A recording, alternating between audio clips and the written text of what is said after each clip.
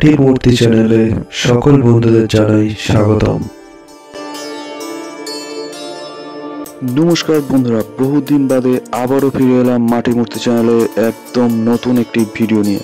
আর আজকের ভিডিওতে আপনাদের দেখাবো কিভাবে এই শিব দুর্গা মূর্তিটিকে সুন্দর এবং নিখুঁতভাবে ফাটা সাজানো হয় এবং কিভাবে রঙের কাজটি শুরু করা হয় তার প্রথম স্টেপটি। তাহলে চলুন দেরি না করে ভিডিওটি শুরু করা যাক।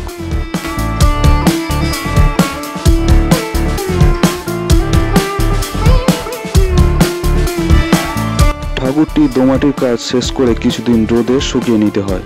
আর এই রোদে শুকানোর পরই আপনারা দেখতে পাবেন ঠাকুরের গায়ে এভাবে বিভিন্ন অংশে ফেটে গিয়েছে।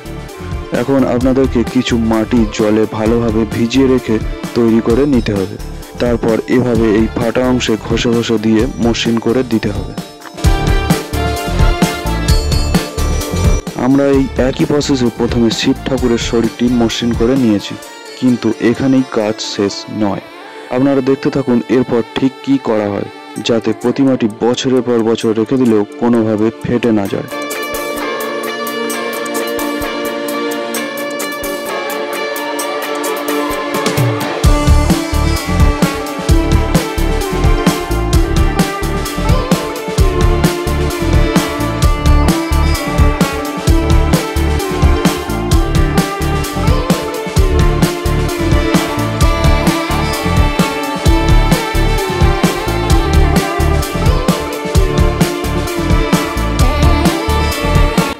আজকের ভিডিওতে আপনারা দেখছেন মৃৎশিল্পী কৃষ্ণপালের হাতের কাজ। প্রতিমার ফাটা অংশগুলি মাটি দেওয়ার পর এভাবে সুতির কাপড় দিয়ে ঘষে ঘষে জল দিয়ে ভিজিয়ে মসৃণ করে দিতে হবে, বা আপনারা ব্রাশ দিয়েও করে নিতে পারেন।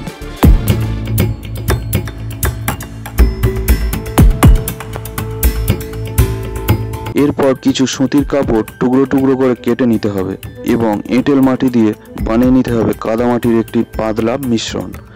এরপর এই কাপড়ের টুকরোগুলি লাগিয়ে প্রতিমার গায়ে সেটিং করে দিতে হবে, ঠিক যেমনটা আপনারা ভিডিওটিতে দেখতে পাচ্ছেন।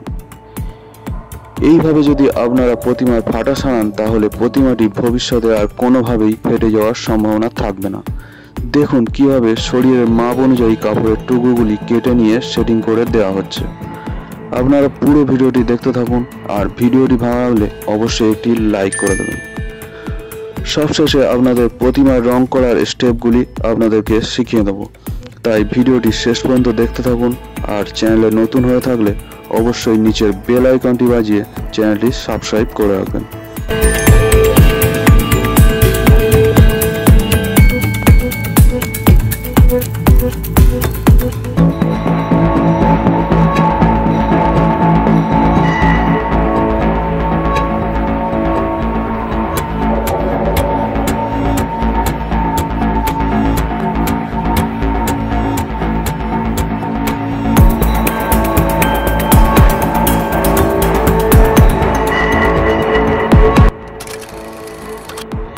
দেখুন ঠাকুরের ফাটা সারা একদম কমপ্লিট।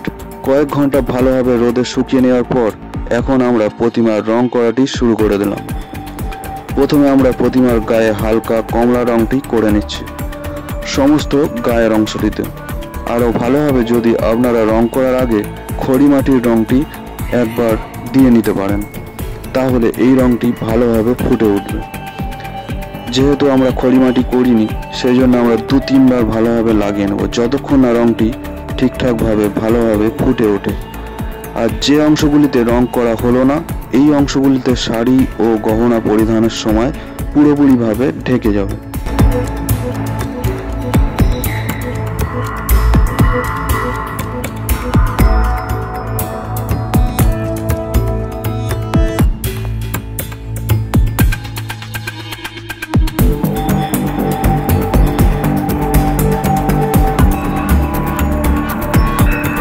এখন আমরা শুরু করে দিলাম বাবা মহাদেবের রং করার পর্ব। এখানে পা থেকে মাথার সম্পূর্ণ শরীরটি নীল রং করা হবে, শুধু পোশাকটিতে বাকছালের রংটি ফুটিয়ে তোলা হবে। এখন লোক সেটিং এর জন্য আমরা হাত দিয়ে রংটি করে নিচ্ছি। যদি মেশিন দিয়ে রংটি করা হতো তাহলে রংটি আরও ভালোভাবে ছড়িয়ে পড়তো এবং তাড়াতাড়ি কাজটি শেষ করা যেত।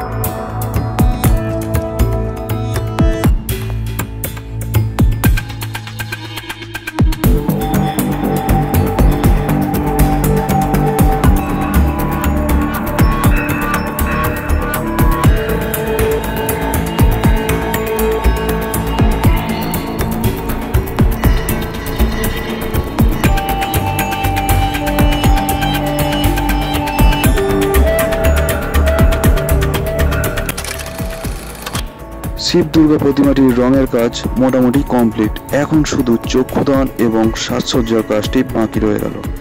এই ভিডিওটি আপাতত এখানেই শেষ করছি। আপনাদের সাজসজ্জার ভিডিও দেখতে হলে এই চ্যানেলের আগের ভিডিওগুলিতে দেখে নিতে পারেন এবং যদি কোনো প্রশ্ন থাকে কমেন্টে অবশ্যই জানাবেন। ধন্যবাদ।